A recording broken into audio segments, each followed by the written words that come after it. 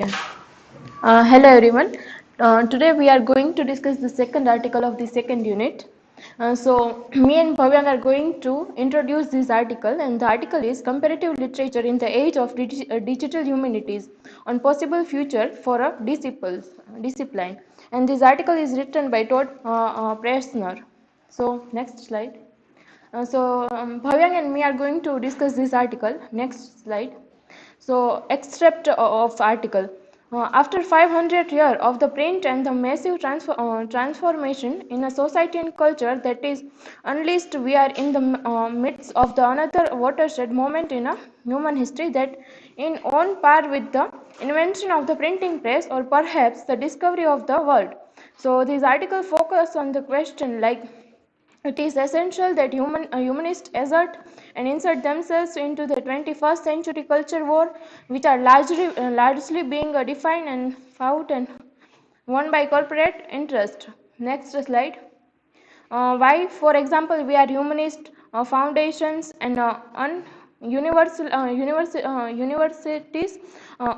conspiracy, even the scandalous silent when Google won its big search lawsuits and effective won by the right to transfer copyright of a orphan book to itself. Why were they silent when the likes of a Sony and Disney essentially engineered the design Millennium Copyright Act, radically instrict intellectual property copyrights and sharing?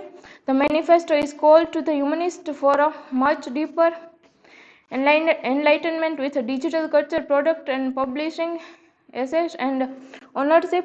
And if new technologies are dominated and controlled by corporate and entertainment interests, how will our cultural legacy be rendered in a new media formats, and by whom and for whom? So key arguments are here. Next slides please. Okay, so there are various arguments by various scholars. So we have discussed this here, that which kind of defense and defensive argument and what kind of against argument are there. So Nicholas once asserted in his widely optimistic book Being Digital, for they always have an unbearably and mobile phone, social networking and technologies, and perhaps even the $100 computer will not only be used to enhance education and spread democracy and enable global communication, but will likely be used to perpetuate violence and even orchestrate genocide in a much the same way that the radio and the railway did in the last century. The another view is by the Paul Guillory, and he analyzed that the fatal junction of the concept of the nationality with the concept of the culture along the Black Atlantic, and voyage of discovery, enlightenment and progress also meant at a very moment. Voyage of the conquest, enslavement and destruction indeed. This is why any discuss of the technology cannot be spread from the discussion about the format of the power and instrumentized authorities. Then another view is by the Catherine, and he says that we ponder various possible future for the comparative literature in the second decade of the 21st century, and how to rouse ourselves from the somnolence of 500 years of the print. Of course, there is nothing neutral, objective or necessary about the medium of print, and rather it is the medium that has a long and complex history connected to the formation of the academic disciplines, institution, epistemology and ideologies, not to mention concept of the authorship and scholarly. Then there is another view by the Darton, and he asserted that seriously that we are now in the fifth decade of the fourth information age in the history of the humankind. It seems to me that we ought to try to understand not only the contours of the disciple of the comparative literature, and for that matter the humanities as the whole, from the perspective of an information and media specifically analyzed, but that we also ought to come to terms with the epistemic disjunction between our digital age and everything that come before it. Then another view by the Walter Benjamin, in his the architects project, it is necessary, I believe, to interrogate both the media and methodologies for the study of the literature and society. The problem of comparative literature is the figure out how to take a serious the range of a new authoring annotation and sharing platform that have transformed global culture production. So this article is mainly focus on that how in the age of digital humanities, how we can do the comparative studies. For further, I would like to call Bhavyang.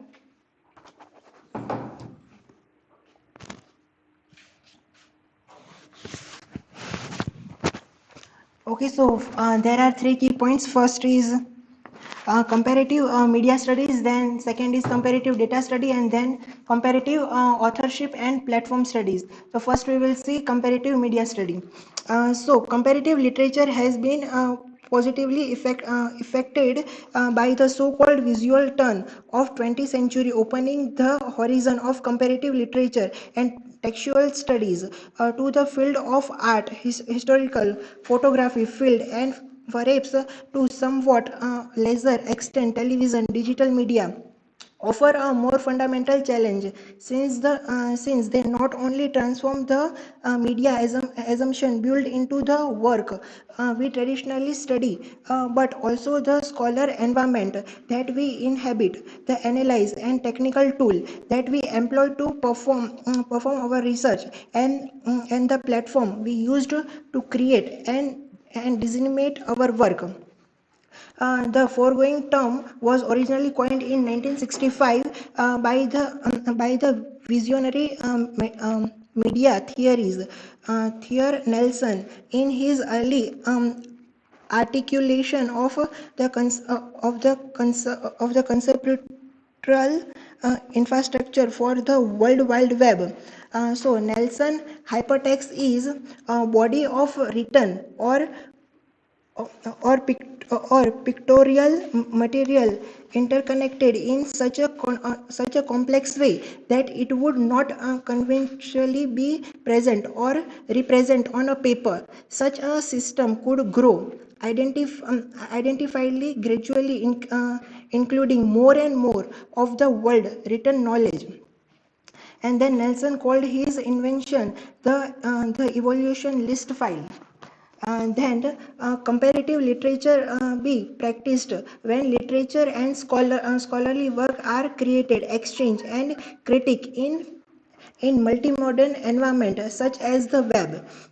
Then we can see that comparative media study thus enable us to return to some of the most fundamental question of our field with a new agency. Who is the author? What is the work? What constituent text, particularly in environment in which any text is readily and writtenly by potential anyone. Then our second key point is comparative data studies. And so in that we can see that Manvos and Noah Wardrip Fruend, the field of culture analysis has emerged over the past 5 years to bring the tool of high and computational analysis and data visualizing to discrete large scale culture data set. It's also include historical data. And then we can see that comparative data study allows us to use the computational tool of cultural of analytic to enhance literary scholarship precisely by creating model visualization map and data that are simply too large to read or comprehend using unaided human faculties. And then, as Jerome and McGann argues with regard to the first in his elegant analysis of radiant textualize the differences between the codex and the electronic version of the Oxford English dictionaries. Then the data of comparative data studies is constantly expanding in the term of volume, data type, production and reception platform, and analytic strategies. Then last and third point is about comparative authorship and platform study. So the barriers for voicing, participating, creating and sharing content and even developing software have been significantly lowered when compared to the world of print. Collaborative authorship, peer-to-peer sharing of content and crowd source evaluating of data, and the whole and the hallmark of participantly web, known as the world of web 2.0. Then we can see that James Boyle point out there are many corporate entries eager to regulate the public dominant and control the common of the mind. For Boyle, the real danger is not unauthorized file sharing, but field sharing. In fact, this was one of the central argument of the Digital Humanities Manifesto, which sought to perform collaborative authorship by utilizing the blogging engine and comment press. And then scholars such as MC Kenzie, Wark and Catherine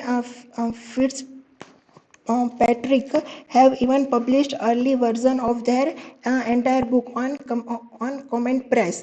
Crowdsource evaluation of scholar argument have already transformed authorship and conventionally knowledge platform. Now we will see the conclusion. So in conclusion, we can see that to data, it has more than 3 million content pages, more than 300 million edits, over 10 million registered user, and article in 47 languages.